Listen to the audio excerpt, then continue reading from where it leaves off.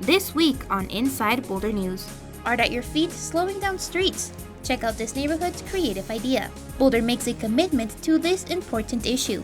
And don't miss the 150th year of the Boulder County Fair. Welcome to Inside Boulder News, your source for all things Boulder. I'm Jocelyn Avendaño. During the July 23rd council meeting, Boulder City Council declared a climate emergency. This comes in response to increasing concerns over the accelerating impact of climate change, committing Boulder to an accelerated effort to address climate change. Boulder has strengthened its commitment to address climate change. During the July 23rd special council meeting and study session, City Council unanimously declared a climate emergency. So I'd like to move to adopt Resolution 1260, endorsing the declaration of a climate emergency and reaffirming Boulder's commitment to climate action. With this declaration, Boulder now joins 800 other jurisdictions worldwide that have signed similar resolutions. Our resolution really does a combination of things. It recognizes the urgency of the climate situation here in Boulder and the impacts that we'll face, but it also recognizes kind of the evolution of our work and our current thinking about how we can participate in more of a global movement. According to the Intergovernmental Panel on Climate Change, we have about 10 years to reduce the Earth's average temperature. With this declaration, the city is committing to greater efforts in addressing climate change. Council's declaration really recognizes that Boulder has been at the epicenter of climate action for many years. We're home to a lot of leading research facilities, partners with CU Boulder, the Boulder County, and a number of really important and incredibly effective partners in the climate space. Boulder's countless climate initiatives are no secret. Just earlier this month, staff brought a renewed commitment to accelerating action through the city's Climate Mobilization Action Plan. This plan updates the city's climate commitment and implements more ambitious but achievable goals. It also allows us to kind of lean into some of the community values that are important here in Boulder, and so we'll focus more on issues related to equity, to resilience, to really understanding the impact on our ecosystems and our circular economy. More information on climate action and the city's goals can be found at bouldercolorado.gov/climate. Community members will also be able to find more information on the Climate Mobilization Action Plan. Thanks to a collaborative effort between neighbors, the city, and other community partners, traffic in the Melody Catalpa neighborhood is slowing down thanks to this creative idea. North Boulder's Melody Catalpa neighborhood has a new art piece painted by the neighbors themselves, but this colorful mural serves a different purpose than what some may think. In this neighborhood, we were seeing cars running the stop sign and lots of traffic near the park, and we thought maybe we should do something permanent, something that people would not only be brought together by, but that would also allow for maybe some slowing down of traffic and getting people to really stop at the stop sign. Community members from the Melody Catalpa neighborhood decided to think outside the box to slow down traffic at the intersection of 16th and Calmia. This was made possible thanks to the city's Paint to Pavement program, a program that allows mural painting on public streets. This was also in collaboration with various city departments and the community organization MOA, an organization dedicated to activating art in neighborhoods and building community. The way I envision the collaboration is, almost like we have a full organism in Boulder. So in transportation, we're sort of like the physical aspects of that.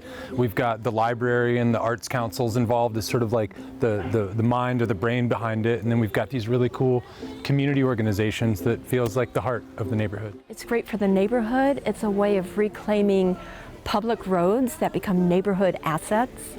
And it's just a great way of building community. The people who are involved in this now will remember it for years and whenever they walk by. The Melody Catalpa neighborhood was one of the first Be Safe neighborhoods in the world. This and other things that make this neighborhood so unique are reflected in the mural. We decided to do a mural of a catalpa tree. So it's a trunk that comes up from the south to sort of show the roots growing in downtown Boulder. And then it comes up and it's a big catalpa tree with bees in it. And then around the edge, we have the mountains that show the flat irons and everything as the view is from our neighborhood, which is really fun. To learn more about the city's Paint the Pavement program, please visit the city's Go Boulder page at bouldercolorado.gov/Go Boulder.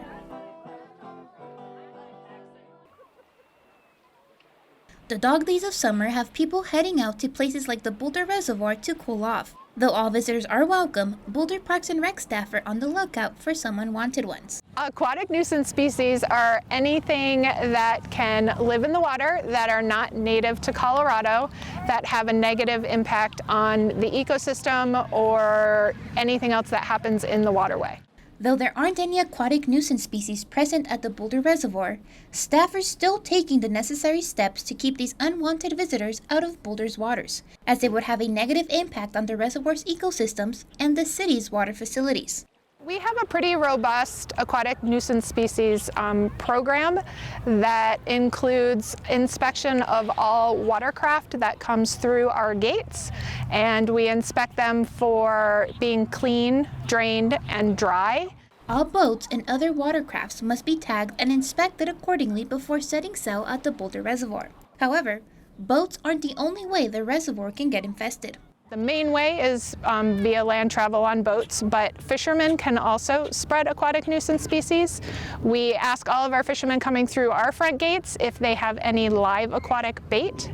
If they do, they have to have a receipt from a certified bait dealer that is within the last 7 days. City staff hope that by maintaining this protocol, aquatic nuisance species will be kept out from the Boulder Reservoir. Education is the biggest piece for us, and the more information that we can get out to people and understand that it's very important if they're coming here with watercraft that they're clean, drained, and dry, and they're not carrying anything with them. Operating since 1869, the Boulder County Fair is the oldest state fair in Colorado. Now 150 years later, the fair keeps on celebrating the area's rich diversity and reflects on the Western way of life. Mark your calendars for August 2nd through the 11th for 10 days of fun-filled events at the Boulder County Fair. Right behind the Colorado State Fair and the National Western Stock Show is the Boulder County Fair, the state's third largest and oldest fair in Colorado. Celebrating its 150th year, the Boulder County Fair hopes to bring entertainment and education to all of those attending. From delicious food, music, a Mexican rodeo, and even extreme jousting, there is definitely an event for everyone. And who can forget about the exciting carnival rides? Don't miss this year's Boulder County Fair from August 2nd through the 11th at the Boulder County Fairgrounds. No admission is necessary. I think a county fair is a part of our history. It's part of our tradition. Everybody remembers as a child being raised and getting to go to the county fair once per summer. And so I think it's good for our youth and our kids.